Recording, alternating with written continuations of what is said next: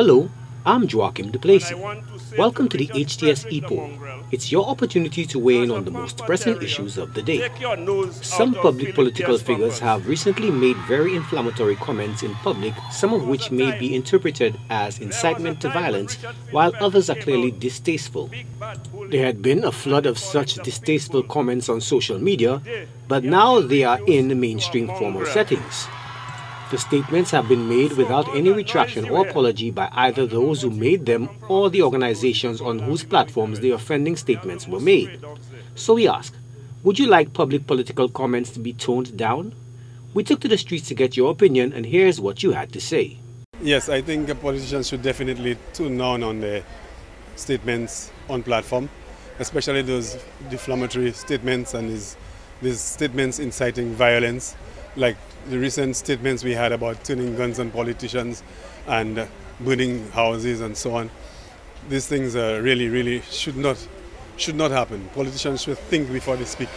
They should plan what they're going to say before they go on platform, because the politicians are very influential figures and people look up to them and would take some of the utterings and probably even act on them. So they should be careful at what they say on platform. Well, ça y est, pour faire pour checker les coins les ça qu'a faire nous-mêmes si ça sous qualité exemple ça yo qu'a aller c'est pas ça nous besoin et là ni ba qui primaire nous besoin pour nous faire simplifier ça c'est gouvernement qu'a fait dans la pour dossier quoi. Well, I would say I don't think they should be using these obscene languages, insulting each other. That is not nice. Even if they say politics is dirty, I believe everything should be done decently and in order, and you don't bash your colleagues like that, because it's not. When you come on, especially on the media, you speak to the whole world and the kids are watching. So what's the example? That's my take on that. So we have to be exceedingly careful at how we speak. We have to ensure that our words are chosen and we speak wisely. And it's not only the politicians, sometimes even some of the leaders in our community as well. But because politicians have so much influence on the development of the country, they are persons we know who would not openly or publicly follow politicians, but whatever it is that they say could incite these persons to getting into areas which could cause some kind of conflict for the country. So I want to urge politicians that we have to be exceedingly careful at whatever it is that we say, because persons who may not even be from your constituency, but persons who would have seen you even before you got into politics as a leader, these persons may be following you and they would want to give some credence to everything that you say. So we have to be careful how we go along and what it is that we say, because it can at the end be detrimental to us as politicians and then affect the whole country on the whole. They are not the ones get themselves in there. We are the ones who get them into. So therefore they should respect us and they should be more peaceful towards the people who put them into office. I feel that we should take a turn after them and let them know they are not the ones controlling, we are the ones controlling. Yes, I think they should tone down, especially we have young children growing in our midst. They have to set the example. They are going worldwide, everybody hearing them, so they got to tone down on the things they say. Be careful, and then we'll have a better society. Definitely. They don't respect each other, whether it's one side or the other.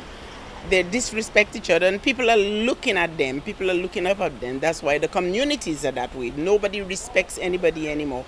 So what I think, they're the ones passing the legislations. So they should pass legislation to cite and sanction each other when they disrespect people in parliament, because this is the highest place for people to be. And if this is the way they're conducting themselves, who's going to respect who? Definitely so. These are the leaders, these are the people that represent the country. These are the people that everybody looks to. So they should set the best example. They should always have the best foot moving forward. They need to tone down on the inflammatory comments, keep the rhetoric simple, cordial, civilized. Yeah, they need to set the shining example that everyone needs to look at and follow. Thanks for those responses. Now to our new discussion. There has been a spate of murders in the community of Dennery over the past few weeks. The latest incident involved the discovery of a headless body of a man in the Boisjoli area, the scene of a previous murder. Some observers are pointing to the triple murders following the Dennery Carnival as the incident that sparked the recent rise in the deadly violence in Dennery.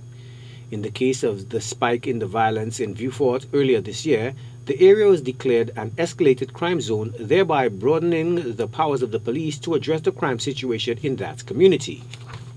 So we ask, should the community of Dennery be declared an escalated crime zone?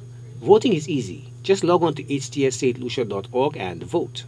Remember, our Epoll team is always on the go to get your responses as well. Watch the HTS News Force from 7 p.m. for the results and a new discussion.